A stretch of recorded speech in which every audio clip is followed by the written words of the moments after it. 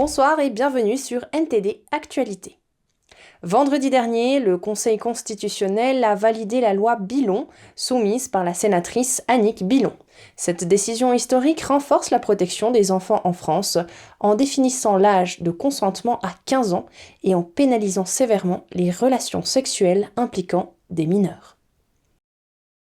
Vendredi dernier, le Conseil constitutionnel a validé la loi Billon, un jalon important pour la protection de l'enfance en France, qui criminalise l'acte sexuel avec les mineurs de moins de 15 ans et assortit à toute infraction une peine de réclusion de 20 ans. La sénatrice centriste Annick Billon est à l'origine de cette loi. Celle-ci introduit une limite d'âge de consentement à 15 ans dans le code pénal. Désormais, les mineurs de moins de 15 ans n'ont plus à prouver les éléments constitutifs d'un viol, lorsque la différence d'âge avec l'agresseur majeur est d'au moins 5 ans. Cette loi a fait l'objet de critiques, en particulier de la part des avocats Louis Eloun et Antoine Horry, qui ont soulevé une question prioritaire de constitutionnalité. Ils estimaient que la loi institue une présomption irréfragable de culpabilité, ce qui serait contraire aux droits de la défense. Ils demandaient donc l'abrogation immédiate du texte. Cependant, le Conseil constitutionnel a réfuté ces accusations, affirmant que la loi renforce simplement la protection des mineurs contre les infractions sexuelles, sans instaurer de présomption de culpabilité. Le Conseil a ajouté que la preuve de tous les éléments de l'infraction incombe aux autorités de poursuite. Le Conseil a également souligné que la peine n'est pas manifestement disproportionnée. La sénatrice Billon a exprimé sa satisfaction, soulignant que cette loi ne porte aucune atteinte à la présomption d'innocence. Édouard Durand, juge des enfants, a quant à lui salué cette décision historique. Cette loi fait suite à l'émoi public généré par l'affaire Olivier Duhamel, accusé d'abus sur son beau-fils adolescent, mettant en lumière la nécessité d'une protection accrue des enfants dans le système juridique français.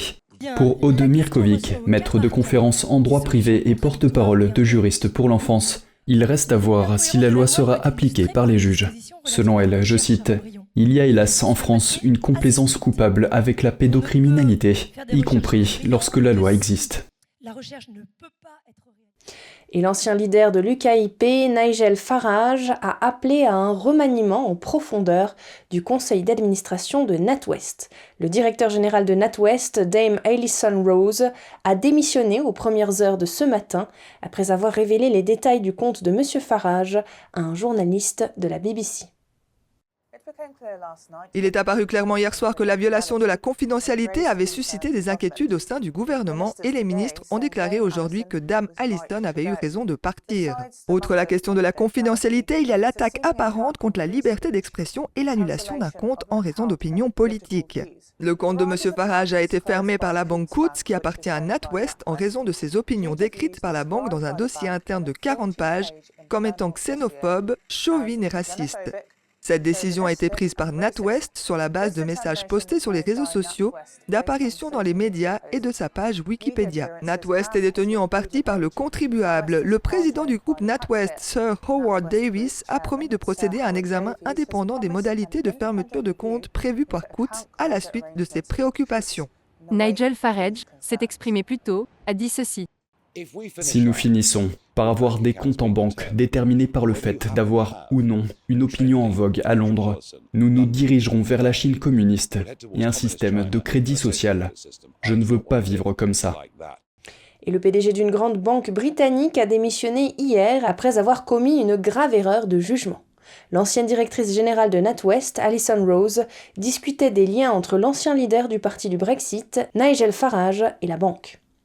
Coutts, la banque privée de NatWest, a fermé les comptes de Farage et a fait l'objet d'un examen minutieux de la part des politiques et des médias. Une étude interne obtenue par l'homme politique devenu animateur télévisé a montré que le comité de risque de réputation de Coutts a déclaré que ses valeurs ne correspondaient pas à celles de la banque. Dans un message publié hier sur Twitter, Farage a appelé à d'autres démissions dans le sillage de celle de Rose. Selon un communiqué de NatWest, le directeur des activités commerciales et institutionnelles de la banque dirigera la société pour une période initiale de 12 mois. Et hier, Hunter Biden s'est présenté au tribunal, mais l'accord qu'il a passé avec la justice a été rompu. Il était prévu qu'il plaide coupable à des accusations fiscales fédérales, le ministère de la Justice préconisant une période de sursis, mais peu avant midi, le ministère et les avocats de Hunter ont confirmé leur désaccord. Hunter est accusé de n'avoir pas payé ses impôts à temps en 2017 et 2018. Selon les procureurs, le montant total dû s'élevait à plus de 200 000 $.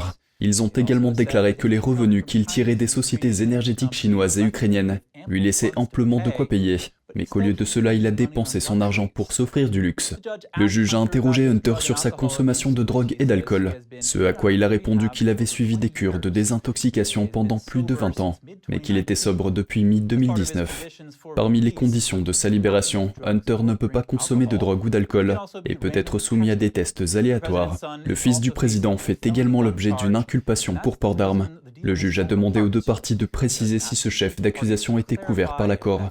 Mais après 3 heures d'audience, Hunter a plaidé non coupable pour les accusations fiscales. Il reviendra sur sa décision si les deux parties révisent leur accord à la satisfaction du juge. Et l'engagement continu entre les élites américaines et la Chine communiste est alarmant, car la Chine est engagée dans une guerre populaire avec les États-Unis. C'est ce qu'affirme Bradley Thayer, membre fondateur du comité sur le danger actuel, Chine et co-auteur de Understanding the China Threat. Nous nous sommes entretenus avec lui aujourd'hui. Bradley Thayer, merci de vous joindre à nous. C'est un plaisir. Bradley, la secrétaire d'État au Trésor, Janet Yellen, a souligné l'importance des discussions à haut niveau avec la Chine. Quelle a été l'efficacité de ces discussions dans le passé ? Je pense que l'efficacité a été très modeste. La visite de Janet Yellen, ou du tsar du climat John Kerry, ou du secrétaire d'État américain Anthony Blinken, il y a eu une multitude de fonctionnaires de l'administration Biden qui se sont rendus en Chine ou qui ont rencontré leurs collègues chinois en dehors de la Chine. Et cela n'a en rien contribué à améliorer les relations avec la Chine. Cela s'explique en grande partie par le fait que l'administration adopte une position de faiblesse plutôt qu'une position de force. Il ne faut donc pas s'attendre à ce que ce type de réunion permette de résoudre les principaux problèmes que les États-Unis ont avec la Chine. Les dirigeants chinois les interprètent d'ailleurs comme des signes de faiblesse de la part des États-Unis. Vous avez suggéré que l'administration Biden utilise une stratégie appelée compartimentation. Pouvez-vous nous dire ce que cela signifie ? Bien sûr, il est courant dans les négociations, même s'il peut y avoir des tensions dans une relation, de se concentrer sur des points spécifiques. Par exemple, le contrôle des armes, le climat ou les questions économiques et commerciales. Et ce faisant, de chercher à progresser dans ce domaine. L'erreur de compartimentation avec la Chine est que le Parti communiste chinois a l'intention d'évincer les États-Unis de leur position dans la politique internationale. Il s'agit d'une menace profonde pour les États-Unis et de leurs intérêts mondiaux. Par conséquent, la compartimentation est presque par définition vouée à l'échec. Il n'y a pas que les fonctionnaires américains qui se sont rendus en Chine le mois dernier. Des élites comme Bill Gates et Henry Kissinger ont également rencontré le dirigeant chinois Xi Jinping. Que pensez-vous de ces rencontres ? Dans le cas de Bill Gates et des autres personnes qui ont rencontré la Chine, il s'agit d'un effort pour maintenir et communiquer au Parti communiste chinois la volonté d'aider la Chine dans des circonstances économiques difficiles, en cherchant à maintenir de bonnes relations avec le Parti communiste chinois. C'est une grave erreur, car Bill Gates est menacé par le Parti communiste chinois au même titre que n'importe qui d'autre, les citoyens américains du monde entier, ou même les citoyens chinois.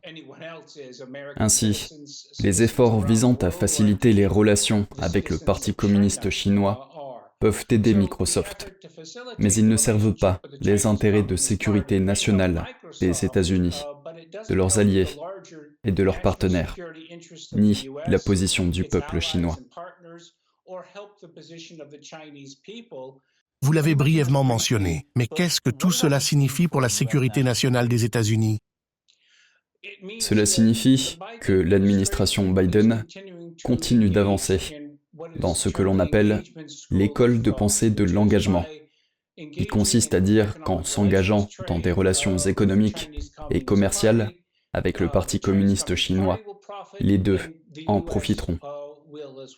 C'est erroné, parce que le Parti communiste chinois a l'intention de détruire les États-Unis. Il leur a déclaré la guerre tout récemment, en 2019. La poursuite de cette politique d'investissement a échoué, et il est triste de voir l'administration Biden continuer dans cette voie. C'est probablement juste. Merci. C'est un plaisir, merci. Et la Commission fédérale du commerce, la FTC, finalise son action en justice antitrust tant attendue contre Amazon, dans une démarche qui pourrait finalement briser certaines parties de l'entreprise. Selon Politico, le procès de grande envergure devrait avoir lieu dès le mois d'août.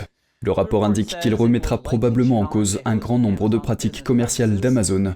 La plainte pourrait se concentrer sur les contestations d'Amazon Prime, les règles de tarification d'Amazon et les politiques qui obligeraient les commerçants à utiliser les services logistiques et publicitaires d'Amazon. Le rapport indique que la commission a interrogé des dizaines de témoins à l'intérieur et à l'extérieur d'Amazon, notamment le PDG Andy Jassy et l'ancien PDG et fondateur Jeff Bezos. Il est probable qu'elle portera l'affaire devant un tribunal fédéral plutôt que devant son propre tribunal. Et le fabricant danois de médicaments Novo Nordisk lancera le Wegovy, un médicament amaigrissant, en Allemagne à la fin du mois de juillet. Les médecins allemands affirment que des centaines de patients sont prêts à payer pour les injections, qui coûtent jusqu'à 300 € par mois. Le Wegovy médicament de Novo Nordisk pour la perte de poids sera disponible en Allemagne à partir de la fin du mois de juillet et les gens semblent prêts à payer. Plusieurs médecins ont déclaré à Reuters que des centaines de patients avaient manifesté leur intérêt et qu'ils s'attendaient à une forte demande, même si les régimes d'assurance maladie qui couvrent environ 90% des Allemands ne paieront pas la facture. Utilisé parallèlement à un régime alimentaire structuré et à un programme d'exercice physique, Wegovy a montré qu'il pouvait aider les personnes obèses à perdre environ 15% de leur poids. Les médecins affirment qu'ils l'envisageront principalement pour les patients qui se trouvent au premier stade de l'obésité avec un IMC d'environ 30 ou légèrement supérieur. Mais les données des essais cliniques montrent que les patients reprennent du poids lorsqu'ils arrêtent de prendre le médicament. D'autres médicaments sont déjà disponibles en Allemagne. Irina Ernstberger a pris le médicament contre le diabète Ozempic, également fabriqué par Novo, pour l'aider à perdre du poids. 3 mois après la fin de son traitement, elle a réussi à ne pas reprendre du poids, tout en maintenant un régime alimentaire sain. Pour moi, en tout cas, je n'ai pas vraiment changé mes habitudes alimentaires et je pense que c'était le principal problème. Et maintenant, avec la dernière phase, avec le soutien de mon médecin, le professeur Orbach, j'ai enfin réussi. Le lancement de Wegovy en Allemagne ouvre un troisième marché européen. Les actions de Novo ont augmenté de près de 120% depuis le lancement de Wegovy en juin 2021. Cela en fait la deuxième société cotée en bourse la plus valorisée d'Europe après la marque de luxe LVMH. Le fabricant danois augmente également sa production pour répondre à la demande croissante aux États-Unis, où le médicament se vend jusqu'à 1 220 € par mois. Et plus d'un millier de passionnés de vikings se sont rassemblés sur les vestiges d'une forteresse au Danemark pour des reconstitutions de batailles et une célébration de la culture nordique. Les passionnés apprécient la vie simple des vikings d'il y a 1000 ans.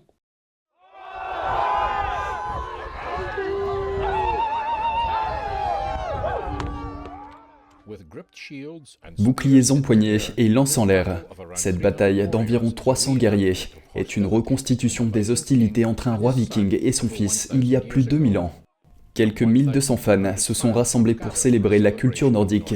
Certains participants s'entraînent toute l'année pour ces reconstitutions. Nous nous entraînons beaucoup. Nous nous entraînons dans notre groupe 1 ou 2 fois par semaine, pendant quelques heures à chaque fois, tout au long de l'année. Il y a donc beaucoup d'efforts à faire. La Viking Sonia est venue de Francfort, en Allemagne, pour participer au festival. Au lieu de se battre, elle s'occupe à filer, teindre et tisser de la laine pour fabriquer des vêtements. C'est un processus très long. Si vous voulez produire une robe, il vous faut tout un hiver pour peigner la laine, la filer, la tisser et la colorer. C'est un processus très très long. Mais ensuite, vous avez une robe, et c'est la seule robe de votre vie. La reconstitution ne se limite pas au combat. Les visiteurs peuvent également découvrir d'autres aspects de la vie quotidienne d'un viking. Ils peuvent déguster de la viande rôtie, se procurer des bijoux et des poteries fabriquées à la main, et voir comment les charpentiers vikings fabriquaient des pieds de table. C'est très pur et très agréable comparé à la vie que nous menons actuellement à la maison.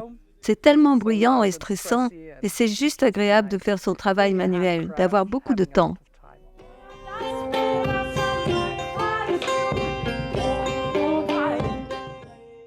Dans une ancienne maison reconstituée, vous pouvez écouter de la musique viking. Pour beaucoup de vikings ici, ce n'est pas seulement de l'histoire, c'est un mode de vie.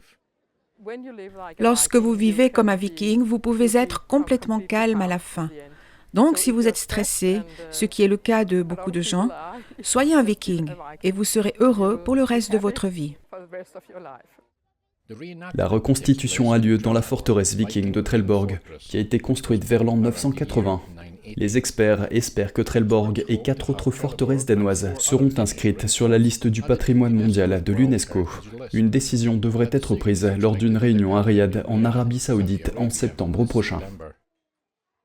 Et c'est ainsi que s'achève cette édition. Merci de l'avoir suivi. Je vous rappelle que vous pouvez retrouver tous nos programmes sur Ganjing World, la plateforme 100% propre pour apprendre, partager, s'amuser ou être inspiré. Pour cela, il vous suffit de taper www.ganjing.com/fr ou de cliquer sur le lien qui se trouve sous notre vidéo YouTube. Quant à nous, on se retrouve demain à 20h pour une nouvelle édition et d'ici là, je vous souhaite à toutes et à tous, et au nom de toute l'équipe, une excellente soirée sur NTD.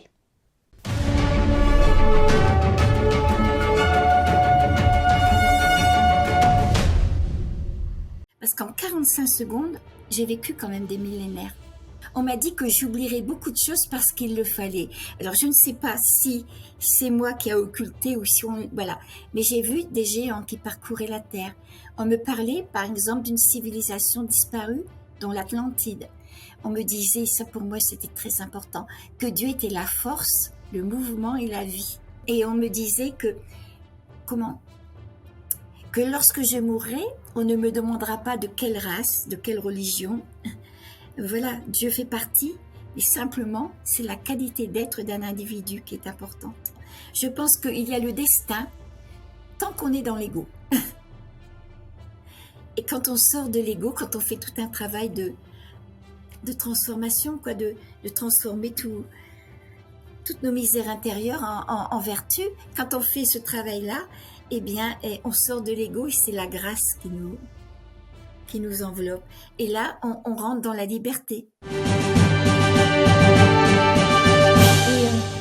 Est-ce que vous pouvez nous raconter un peu plus par rapport de ce que vous avez vu de l'autre côté? Parce que c'est quand même précieux, c'est pas tout le monde veut justement rencontrer des êtres divins et rencontrer de soi-même le plus haut niveau. Oui, bien sûr. J'ai oublié, non pas j'ai oublié, mais ça m'avait pas été donné de dire quelque chose d'important. Parce qu'en 45 secondes, j'ai vécu quand même des millénaires. J'ai vu, mais alors c'est passé très rapidement. D'ailleurs, on m'a dit que j'oublierais beaucoup de choses parce qu'il le fallait. Alors je ne sais pas si c'est moi qui ai occulté ou si on... Voilà. Mais j'ai vu des géants qui parcouraient la Terre. On me parlait, par exemple, d'une civilisation disparue, dont l'Atlantide. On me disait, ça pour moi c'était très important, que Dieu était la force, le mouvement et la vie. Et que tout était un dans l'univers. On me montrait même la réalité d'autres dimensions. Voilà, d'autres humanités. Il faudra peut-être s'ouvrir à ça aussi. Et on me disait que lorsque je mourrai, on ne me demandera pas de quelle race, de quelle religion. Voilà, Dieu fait partie, et simplement, c'est la qualité d'être d'un individu qui est importante. Voilà, vous voyez, ça pour moi, c'était important. Et oui, c'est vrai que j'ai vu de l'autre côté, j'ai vu mon petit frère, j'ai vu le frère de mon mari. Je me trouvais en présence de cet être-là qui, pour moi, comment as-tu aimé, qu'as-tu fait pour les autres, voilà. Et puis cet être aussi que je sais que c'est moi, quoi. Voilà, et j'étais capable. Je n'avais qu'une envie de me fondre dans lui, mais j'étais aussi capable de voir de voir le futur de ma vie avec le regard de l'aigle. Quand je dis le regard de l'aigle, si par exemple, il m'avait été demandé d'avoir cette épreuve, d'être dans un fauteuil roulant toute ma vie, j'aurais dit oui. Alors que dans ma conscience humaine, oh non, surtout pas. Voilà, j'aurais dit oui parce que dans cette dimension-là, dans cet état-là, je voyais que tout n'est qu'une expérience pour m'amener à être ce que je suis, quoi. Et s'il me manque du courage en moi, s'il me manque de la tolérance, s'il me manque, voilà, et ça développe tout ça d'une manière incroyable. Donc, on accepte les épreuves parce qu'on voit tout ce que, comment vous dire ça, tout ce que ces épreuves-là vont vous permettre, je n'aime pas employer le mot gagner, gain, etc., mais vont vous permettre d'accomplir en vous. Ouais, pour vous, c'est un chemin, en gros, c'est un chemin nécessaire Oui, pour qu'on puisse retourner là où qu'on et est. en accélérer. Plus qu'on s'élève, plus on purifie, plus qu'on peut retourner plus vite, on peut accomplir plus vite. Oui, parce que là sur la terre, on ne sait pas quoi. On se dit, mais s'il y avait un Dieu, il n'y aurait pas toutes ces misères, il n'y aurait pas toutes ces guerres, il n'y aurait pas ceci, cela. De l'autre côté, on ne se pose même pas la question, on le sait, et on sait que la souffrance, c'est pas Dieu, quel que soit le nom ou ce qu'on y met derrière, c'est pas Dieu qui veut ça. C'est les hommes, ce sont les imperfections des hommes qui conduisent à tout ça. Oui. Et justement, en fait, j'aimerais aussi partager le deuxième petit morceau Oui. de Matt Lee sur la souffrance. Oui, Donc, Matt Lee a dit, dans la souffrance, on peut éliminer le karma, c'est une certitude. Si même dans la souffrance et les conflits, quelqu'un peut garder la bienveillance, il accumulera des mérites et de la vertu, et sa vie obtiendra l'élévation. eh oui, eh oui, Mhm. eh oui. Finalement, Ing, c'est la même sagesse qu'on retrouve de l'autre côté. Que ce soit en Occident, en Orient, etc. Si on va au-delà des mots, moi j'ai compris, si on me demande par exemple, Madame Dron, souvent on me demande ça, quelle est votre position par rapport à la religion catholique, puisque vous avez été élevé dans la religion catholique. Je ne vais pas renier les trésors qu'il y a dans ma propre religion, évidemment. Mais je me sens, maintenant pour moi, il n'y a qu'une religion, l'amour. Ouais. Voilà. Et je vois, si vous voulez, j'ai fait un chapitre d'ailleurs dans ce second ouvrage, Comment as-tu aimé, qu'as-tu fait pour les autres, qui était très important pour moi. C'est la religion et la tradition. Hein? Je compare la tradition comme un chêne. La sève circule dans le tronc, mais dans toutes les ramures, dans toutes les branches. Hein? Et pour moi, cette sève-là représente l'amour, la connaissance, la sagesse. Après, c'est ce que les hommes en font. Mais pour moi, ce qui est important, c'est cette sève-là, vous voyez. D'accord. Donc pour vous, c'est comment dire, garder la tradition, maintenir la tradition, c'est très important pour qu'on puisse relier avec le ciel, avec le Voilà. divin. Et pour moi, qu'est-ce que je mets derrière le mot tradition? Ça aussi, c'est important, c'est l'amour, mais vraiment l'amour divin, si on peut, hein, cette sagesse, cette connaissance, cette plénitude, c'est la perfection, quoi. Vous voyez? Et donc, on me disait que Dieu était la force, la vie et le mouvement. Et puis après, donc, on me parlait du Christ et on me disait que le Christ n'appartenait à aucune religion. Il était la concrétisation de cette plénitude dans tout ce qui est, quoi. Et voilà, et ça va au-delà des religions, vous voyez? Ouais. Et tout à l'heure, parce que pour certaines personnes, ça peut être difficile à comprendre. Par exemple, vous dites, vous vécu le passé, présent et le futur en même temps. Vous voyez tout en même temps. C'est comme le temps n'existe pas. Vous voyez, Ing, comme c'est difficile de trouver les mots adéquats. Voilà, moi je ressens ce que j'ai ressenti de l'autre côté, mais je suis incapable de l'expliquer avec des mots. Ce qui est le plus proche pour moi, c'est la discipline de la physique quantique. Voilà, parce que ça relie la matière et l'esprit, et c'est vraiment le chemin qui pourra permettre peut-être d'aller de la matière à l'esprit. Mais c'est vrai que j'ai essayé plus tard d'expliquer ça à mes enfants, hein. Alors je disais, écoutez mes enfants, on vient de découvrir par exemple une petite source. Voilà, la source devient un ruisseau et le ruisseau, 15 kilomètres plus tard, admettons, se jette dans la mer. Nous, si on veut aller de cette source à la mer, en passant par les berges du ruisseau, il nous faudra un certain temps. Mais un avion, tout en haut, il voit à la fois la source, le ruisseau et la mer dans le même temps. Et à la limite, il y a beaucoup de gens aussi qui, surtout en Occident, bien sûr, qui s'insurgent contre la réincarnation. Moi, je me dis, mais non, je ne prétends pas avoir raison, si vous voulez. À la limite, je crois même, peut-être qu'il n'y a même pas de réincarnation dans la mesure où on se place dans l'absolu de tout ce qui est. Tout est en même temps. Tout est en même temps, tout est là. Ça veut même peut-être pouvoir dire que je vous parle en ce moment, Ing, mais d'autres parties, d'autres dimensions de moi peuvent vivre peut-être autrement, quoi. Et on peut parler de réincarnation, mais tout est en même temps. Mais quand on revient dans la troisième dimension, on rentre dans le temps, il y a un avant et un après. Et moi, j'aime beaucoup ce que j'en parlais beaucoup avec un religieux qui était très, très, très ouvert. Il n'était pas enfermé dans la religion, mais très ouvert, le père François Brune. Et il me disait que l'important, c'est de comment sanctifier la part d'humanité qui existe dans nous quand on vient sur la terre. L'important, c'est ça.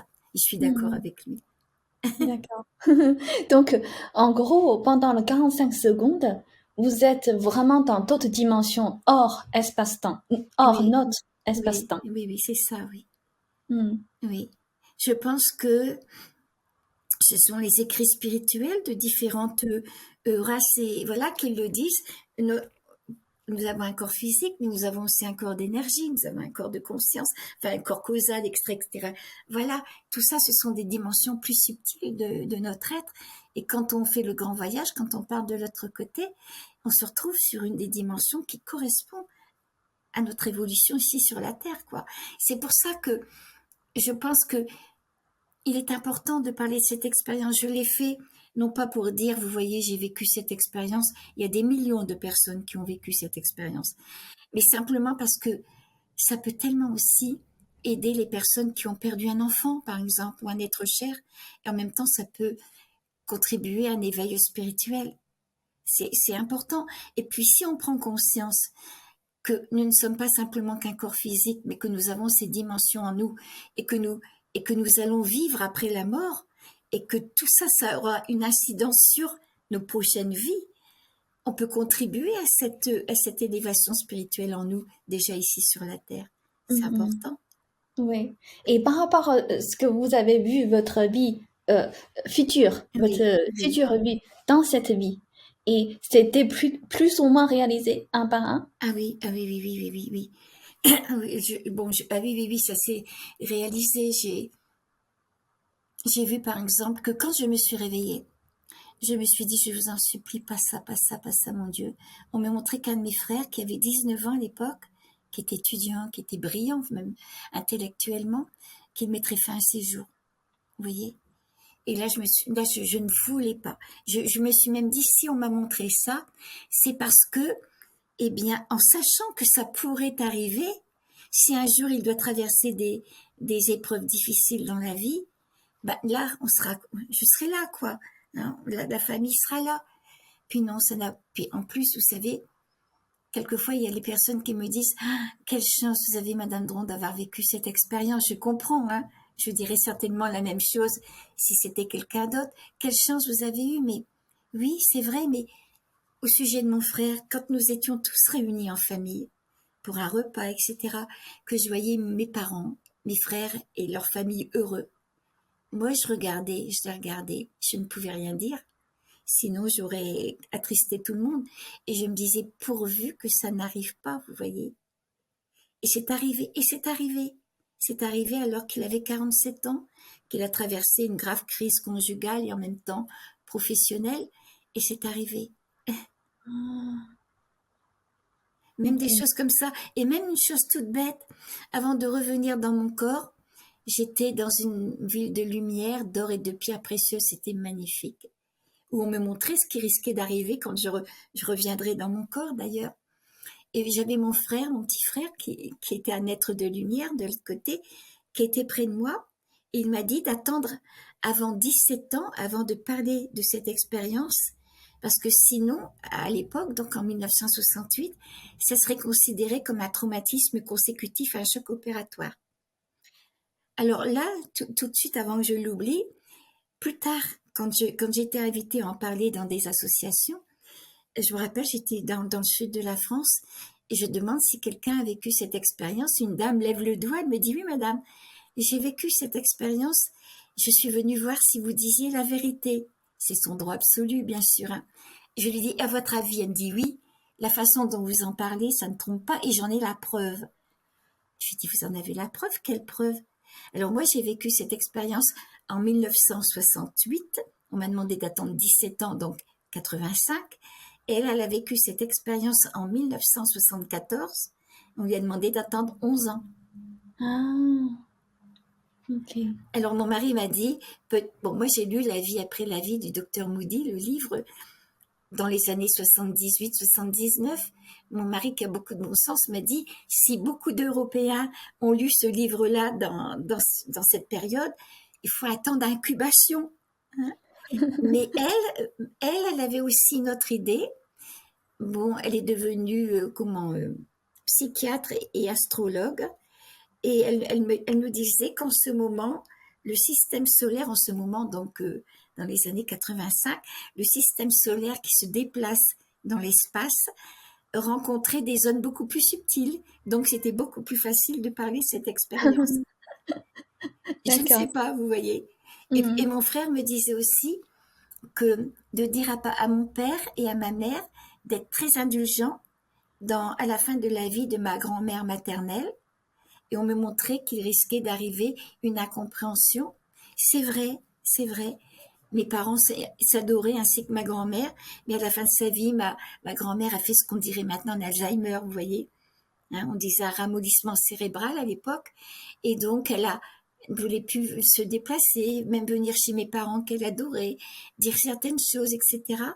Jusqu'au jour où le médecin de famille nous a réunis pour nous dire qu'il avait diagnostiqué telle pathologie et que ça irait de mal en pis. Même ça, c'était vrai. Ouais. Et du coup, est-ce que ça prouve que, c'est-à-dire notre vie vie est prédestinée? Quelque part, hein, mais je n'ai pas la prétention de tout savoir, vous savez, Ing. Je dirais que par rapport à l'expérience que j'ai vécue, oui, quand on vient au monde, on est le résultat de toutes les vies qu'on a eues antérieurement, de tout ce qu'on est grâce à toutes ces vies-là. Et quelque part, je dirais que c'est un petit peu comme si on était une note de musique. Do, ré, mi, fa, qu'importe la note. Notre fréquence va attirer toutes les fréquences qui sont nécessaires autour de nous, voilà, pour notre vie.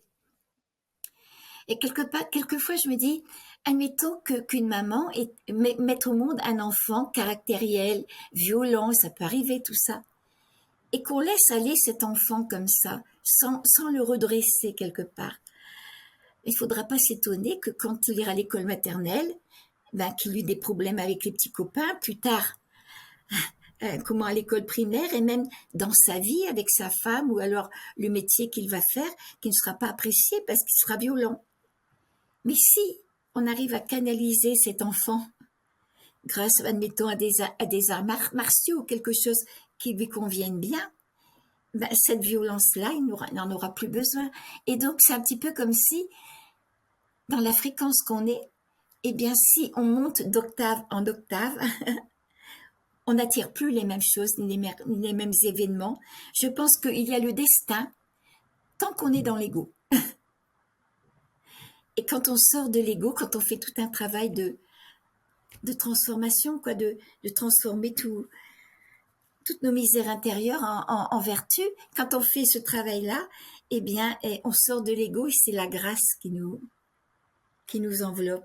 Et là, on rentre dans la liberté. Ok. C'est-à-dire quand on a cette volonté de se perfectionner, de se élever, d'abandonner notre égoïsme, et là, tout est possible. C'est possible parce que on n'attire plus les mêmes choses, ou alors si c'est inéluctable d'avoir certaines expériences, on ne les prend plus de la même façon. Notre conscience ne les voit plus pareilles.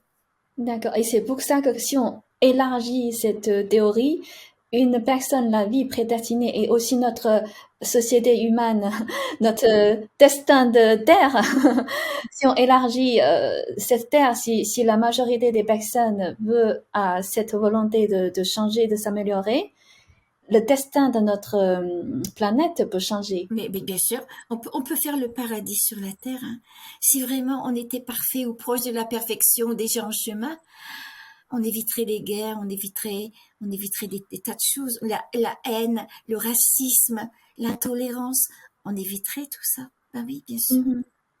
Et ça, c'est comment tu as su ça, vous avez su ça? C'est-à-dire, ça, c'est aussi à travers cette expérience, c'est-à-dire pendant votre séjour, pendant votre voyage Oui. dans le pays céleste, il vous avait fait comprendre que à travers cette amélioration, cette Oui. élévation de l'âme, tout peut changer. Ah mais oui, bien sûr, on le sait.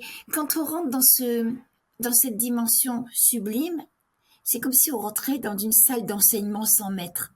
Tout est là, toute la compréhension est là. Puis après, bien sûr, quand on me disait que le Christ risquait de venir, pourrait revenir sur la terre, mais qu'on me disait qu'il n'était le représentant d'aucune chapelle, puisque c'était un degré d'accomplissement en nous et dans tout ce qui est, quoi. Eh bien, j'ai pleuré, Ing, parce que j'ai compris que finalement, ce qu'on nous demandait, c'est pas d'avoir une belle voiture, une belle maison. Je ne crache pas, je ne dis rien. Il faut vivre, si vous voulez. Mais il y a des personnes qui mettent tout leur cœur dans tout ça, quoi, tout simplement. C'est pas ça, c'est de devenir ce qu'on est, quoi. Rechercher en nous cette lumière qu'on est, cette perfection. Et dans la mesure où ce travail s'accomplit en nous et autour de nous, ben c'est toute on me disait que notre Terre n'était pas une planète sacrée et qu'elle était dans le processus de devenir une planète sacrée. Alors après, j'ai essayé, avec ma petite intelligence terrestre, j'ai essayé de qu'est-ce que c'est qu'une planète sacrée, hein. Et on est obligé, après une telle expérience, de s'intéresser à tout ce qui est spirituel dans l'être humain. Une planète sacrée, d'après ce que j'ai cru comprendre, c'est une planète dont le taux vibratoire des habitants, etc., avait acquis une certaine hauteur, où c'était la bonté qui prédominait, la connaissance, la fraternité, etc. Et on est dans ce processus de devenir une planète sacrée, et pourvu qu'on en ait conscience. D'accord. Et justement, j'ai une question. J'ai vu dans votre livre, le deuxième livre, vous avez un passage, je trouve que c'est vraiment intéressant. Oui. Vous dites, c'est uniquement la vie terrestre qui nous donne la possibilité d'élever notre taux vibratoire. Oui. C'est pour cela qu'après la mort, nous ne pouvons plus rien ajouter ni rien retrancher. Nous ne pouvons qu'évaluer ce qu'elle a été au point de vue de notre évolution. Cette recherche de la vérité conditionne notre vie actuelle, celle de l'au-delà ainsi que les prochaines, car nous attirons inévitablement ce que nous sommes. Oui. Et pourquoi c'est seulement qu'on peut travailler sur cette terre? Je pense, Ouais. Ing, que de l'autre côté, on prend conscience de tout ce qu'on a été, de nos manques, de ceci, de cela. On en prend conscience. À la limite, on peut s'améliorer en prenant conscience. On s'élargit, on peut s'améliorer. Mais pour le concrétiser, c'était sur la Terre, parce que la Terre nous donne des vibrations denses. Et aussi, sur cette terre, il y a des souffrances. Il y a des souffrances. C'est un petit peu comme un cheval. S'il n'avait pas la haie d'obstacles, il ne pourrait pas s'entraîner à sauter au-dessus. La terre, c'est notre haie d'obstacles. Okay. C'est notre lieu de pratique. Exactement. Ok. Mais qu'est-ce qui a changé tout de suite, en fait, dès que votre revenu? Oui. C'est quoi qui a changé tout de suite pour vous? Votre vie a changé totalement. Totalement, mais avec beaucoup de souffrance dans les premières années, parce que je n'osais pas en parler. Il faut savoir, Ing, c'était en 1968. Quand je me suis réveillée, j'ai tout de suite eu envie de dire au chirurgien, voilà, j'ai vécu ça. Est-ce que dans vos patients, d'autres personnes ont vécu la même expérience? Bon, premièrement, j'ai pas pu en parler tout de suite parce que je souffrais énormément. Mais au bout de 2 jours, j'aurais peut-être pu, voilà. Mais je n'étais pas partie de l'autre côté avec un appareil photo.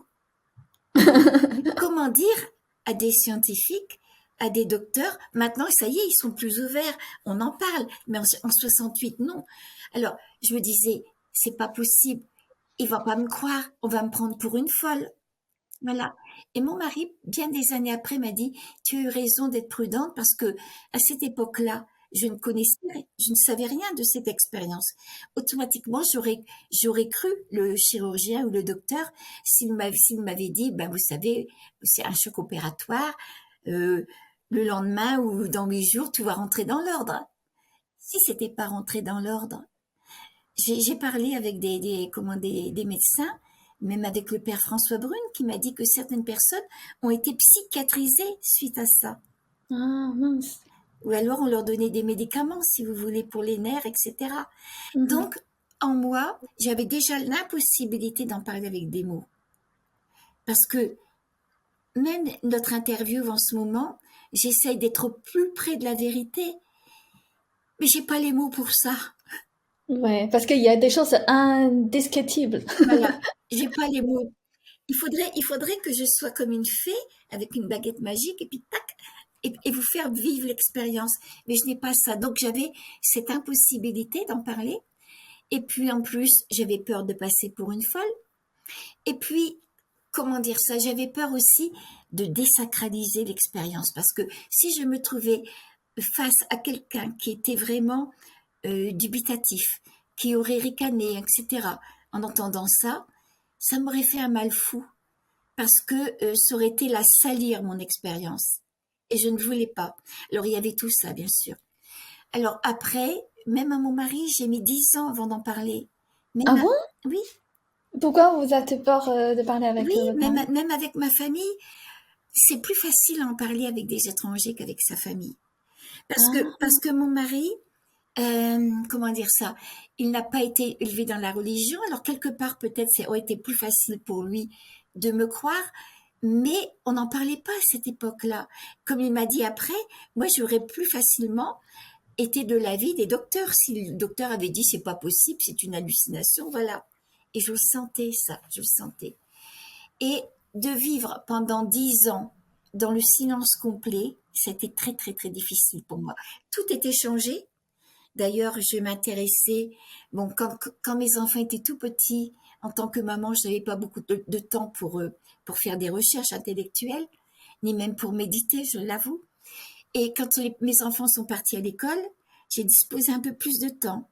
Donc, j'ai commencé à méditer, j'ai commencé à rechercher des ouvrages qui parlaient de tout ça. Mais en 68, il n'y avait pas grand-chose, si vous voulez. Hein.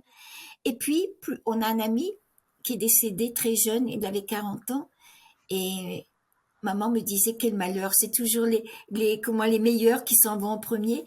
Et là, j'en ai parlé à maman.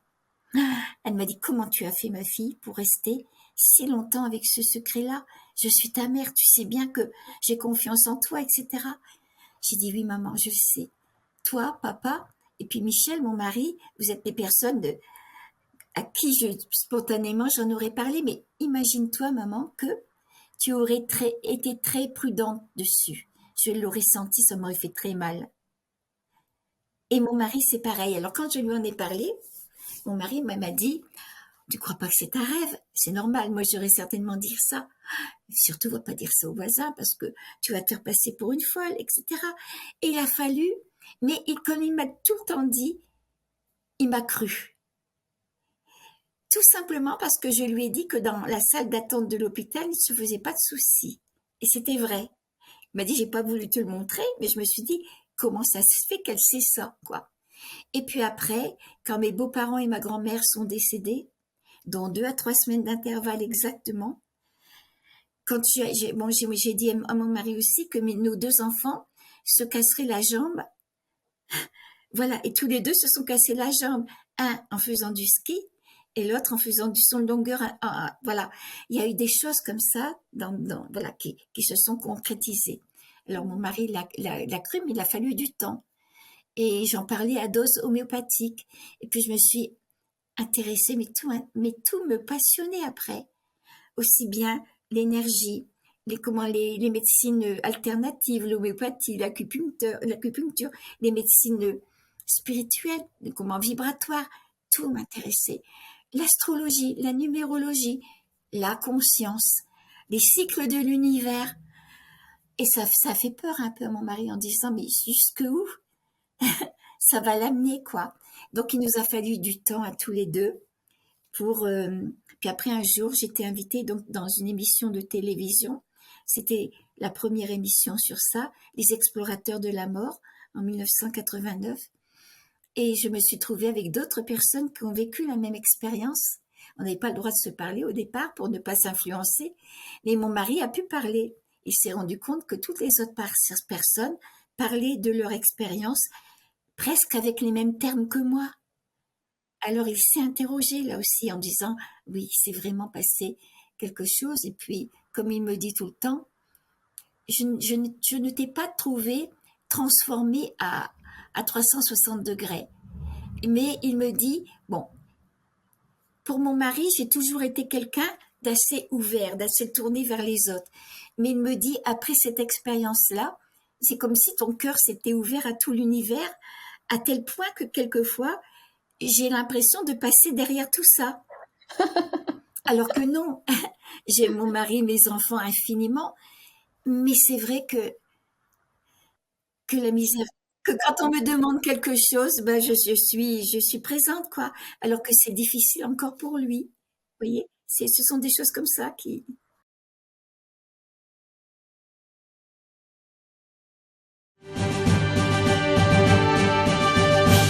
Has Xi Jinping gone mad with power?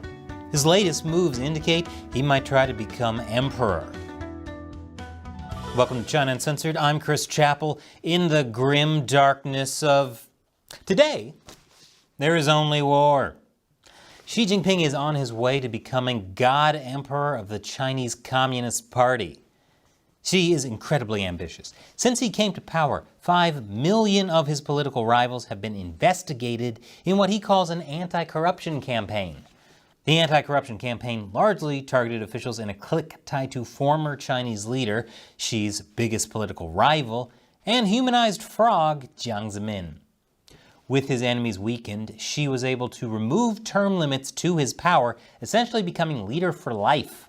But he still isn't satisfied. You know what all this means? It's time for another episode of the people's favorite communist soap opera, General Hostility. Previously on General Hostility. Jiang Zemin may be dead, but his legacy lives on. While in power, Jiang added his political ideology to the Communist Party's constitution. He called it the Three Represents. But Xi Jinping has his own competing ideology.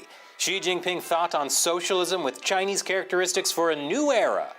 And he wants to use it to usher in a new era for the Communist Party and China itself. I'll tell you more after the break. Welcome back. Xi Jinping is planning to use a combination of Marxism and a twisted take on traditional Chinese culture to make himself into a god emperor. Remember, in ancient China, emperors were considered divine beings. Xi would like to get in on that. You know, I wouldn't mind him being a divine being if it meant he left this mortal realm permanently. Like anything in a communist country, the process begins with state-run media. The propaganda shapes public opinion. Then, the party rolls out specific agendas and policies. Here's the propaganda. CCP mouthpiece Xinhua just ran a series called Deeply Understanding the Great Significance of the Two Combinations. Yes, it's a nightmare having to read through communist lingo, but I suffer for you. The articles have names like Establishing and Developing Socialism with Chinese Characteristics is the Only Way, The Logical Necessity of Organic Combination, and Exploring Future-Oriented Theoretical and Institutional Innovation. Communists really like to use pseudo-intellectual language. It sounds a lot nicer than just saying, we'll kill you and take your stuff. Basically, the two combinations mean smashing together Marxism with traditional Chinese culture. You know, the culture Mao tried to wipe out in the Cultural Revolution? Marxism and traditional Chinese culture go together like peanut butter and a kid with severe peanut allergies. Xi has been laying the groundwork for this from the beginning. Shortly after he came to power in 2013, he visited the Kong family mansion where the descendants of Confucius lived. He talked about how important it was for the past to serve the present. In 2021, he passed what the party calls a historical resolution. It was a huge deal and a sign of Xi's increasing power. It talked about how Xi Jinping thought on socialism with Chinese characteristics for a new era represents the Marxism of contemporary China and of the 21st century, and embodies the best of the Chinese culture and ethos of our time. There are dozens of examples of talking about traditional Chinese culture in this way. And keep in mind, this is not being said about Jiang Zemin's ideology the three represents. Only Xi Jinping thought has the backing of Marxism and 5,000 years of Chinese culture. It's a way for Xi to sideline Jiang in the grave. Man, Jiang must have a massive tombstone because even while dead, Xi is still apparently stuck in his shadow. Bear with me for a moment as I go through some more communist jargon. These new commentaries say to fully implement Xi Jinping thought and treat Marxism with a scientific attitude. And we must always firmly grasp the worldview and methodology of Xi Jinping thought on socialism with Chinese characteristics for a new era to explore future-oriented theoretical and institutional innovation. I hate this stuff. But it's important because it gives us clues about what Xi's planning. According to China risk consultancy Sino Insider, the commentaries are paving the way for all the ideology of Xi's predecessors, especially Jiang, to be treated with a, quote, scientific attitude and make, quote, scientific improvements to them. In other words, eventually replace them entirely with Xi Jinping thought. Xi could be paving the way for an official denouncing of Jiang Zemin, something that has never happened before. Xi's got a massive ego. Guys that are full of themselves say they're a 10, Xi is like, I'm an 11. That's literally what my name means in Roman numerals. In particular, it would be interesting to see what such a scenario would mean for Jiang's primary legacy, the persecution of the Falun Gong spiritual practice. But Xi could have even bigger ambitions than that. He might try to establish himself as the de facto emperor of the Red Dynasty and establish a new autocracy with echoes of the Chinese imperial system, with Xi Jinping thought as the cornerstone of a new civilization. It's probably crazy though, right? Xi Jinping wouldn't do that, right? He doesn't have any imperial ambitions, right? This could actually be a way for Xi to survive the collapse of the Communist Party. China is facing unprecedented tribulations. The population is shrinking. Youth unemployment is at an all-time high. And protests are erupting that specifically call out the Chinese Communist Party. And like any good captain, Xi is intent on being the first on a lifeboat and watching the ship sink from a safe distance. Xi might try to pin all the troubles on the Communist Party, dissolve it and any restraints still left on him by the Marxist-Leninist system, and position himself as the overseer of a transition to a new era. Of course, the most likely thing is that Xi will end up alienating everyone in the party and everyone in China, and everyone will put the blame squarely on his head, which might not then remain attached to his shoulders. Yep, Warhammer was just describing communist China. And now it's time for me to answer a question from a fan who supports China Uncensored on our exclusive social media platform on Locals. If you'd like to join, head over to ChinaUncensored.locals.com. Today's question comes from For the Truth 12. Seems to me anything we buy from China is feeding their warmongering ambition. Can we not stop any products from China being sold in the USA markets? Can we even do that since both countries are so interdependent for goods in the selling market? Can we uncouple from China? That should prove interesting. Globalism is here to stay. Isolationism and one world CCP does not seem to me the way the globe will ferry. Just saying. That's a very important question. I think it would actually make for a great episode, but here's the short of it. Yes, the US can decouple from China, and it's essential that it does. The CCP considers itself at war with the US. The goal is the destruction of the US. That ultimately makes business kind of hard. That's like hearing someone wants to murder you, then visiting their sandwich shop and asking them to make you a Reuben. It is true the U.S. is dependent on China for a lot of things. COVID revealed how dependent the U.S. is on medical supplies made in China, which would make it very clear how important it is to decouple from China. But right now, China is way more reliant on the U.S., and that gives the U.S. a lot of leverage. The Trump administration leveraged hundreds of billions of dollars worth of tariffs against the CCP for unfair trade practices. The Biden administration carried those on. The CCP responded with their own tariffs, but they were worth only a tiny fraction of the value. Especially devastating were the Biden administration's restrictions on microchips to China. So the U.S. has tools. The problem is they keep trying to use pliers when they should be using a table saw. But also keep in mind, a lot of our dependence on China is because of insane subsidies. For example, it's cheaper to ship something from Shanghai to San Francisco than it is to ship something from Los Angeles to San Francisco. If we got rid of all the things that gave China an unfair advantage, it would really help U.S. business in the U.S. And that doesn't mean becoming isolationist. There was plenty of global trade going on before China joined the World Trade Organization. Cutting authoritarian regimes out of the picture would only help in the long run. Thanks for your question and your support. Thank you for watching. Once again, I'm Chris Chappell. See you next time.